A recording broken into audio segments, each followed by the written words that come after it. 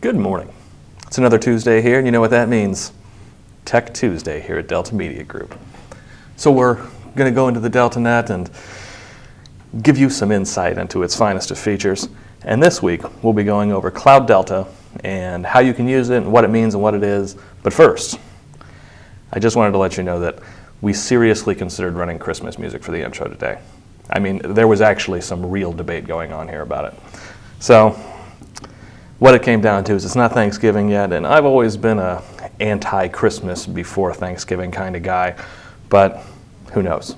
We might sneak in some Christmas music, and I'll tell you why.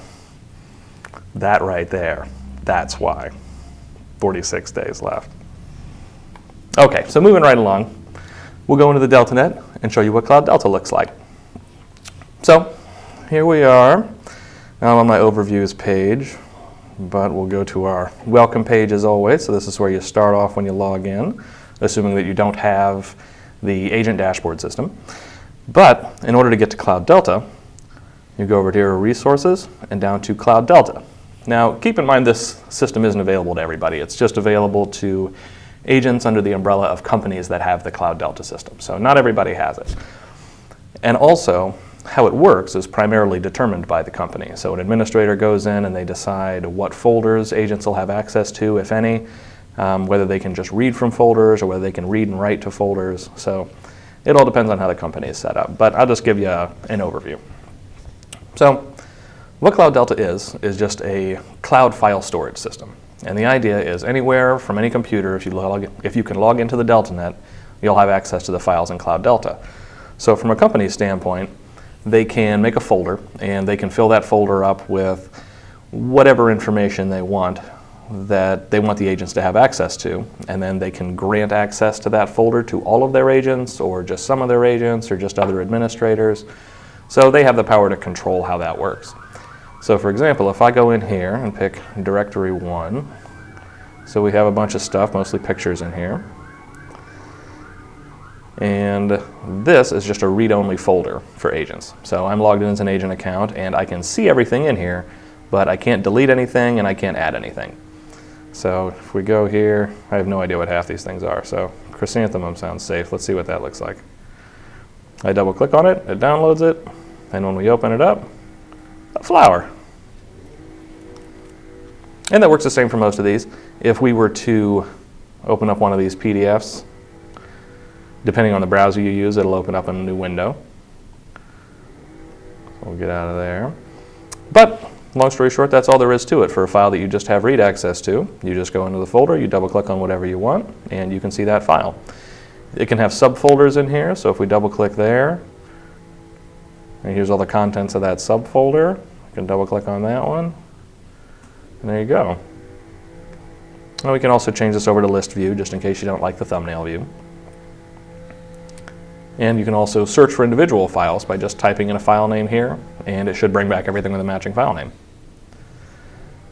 Click on the plus sign over here on the left. I mean, the entire thing is built to work just like Windows Explorer for the most part, just like the Apple file system, the Finder works. So, you know, it's all very familiar. Now, we've also put a folder in here that I have access to as an agent, not just to read, but I can also write to it. So if I click on agent folder up here, right now the folder is empty, but if I scroll down to the bottom, I have these buttons that allow me to add things to this folder. So first we'll say add folder. If we want to create a subfolder, I'll call it subfolder because I'm feeling very creative today. Create folder. And there you are. And we go back over here, and there we are. There's our main agent folder is what we're in, and then there's subfolder within it. So that's all that it takes to add a folder. If we go down to add bookmark, we can say, I'll go with my old standard. I use YouTube for everything.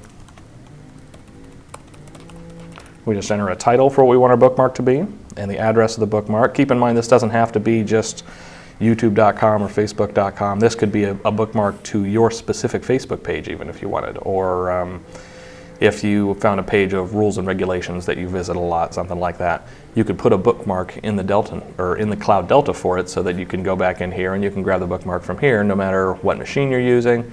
The nice thing about that is if you're not on your own computer, you can still get to bookmarks here, and you don't have to have the web browser on the computer that you normally use. So we'll say add bookmark, scroll back up, and there it is. I double click on it, and there's YouTube. And while I'm here, I'll go ahead and grab a video, because we're going to need that in a minute. So now I want to add a link directly to a YouTube video. Now you can do kind of the same thing with bookmarks, but YouTube video is built for that, just to simplify the process for you. So I'll click add YouTube video. We're going to call it Westworld is Great. If you haven't seen it, it really is a good show. It's good stuff. I'll even spell great right. So we'll go back here. We have a YouTube video open.